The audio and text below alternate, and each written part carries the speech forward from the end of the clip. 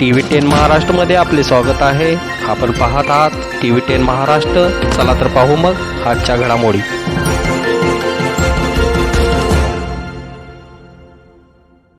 आटपाडीत आमदार गोपीचंद पडळकर यांच्या समर्थनार्थ आटपाडी शहर कडकडीत बंद ठेवून ओबीसी समाज व धनगर समाज यांनी एकत्रित येऊन जोरदार मोर्चा काढला. या मोर्चाचे नेतृत्व जिल्हा परिषदेचे माजी सदस्य ब्रह्मानंद पडळकर यांनी नेतृत्व केले. मोर्चात स्वतः आमदार गोपीचंद पडळकर हेही होते. मोर्चामध्ये कार्यकर्त्यांनी ओबीसी समाजाच्या घोषणा जोरजोरात देण्यात आल्या. त्यामुळे आटपाडी शहर दणाणून गेले.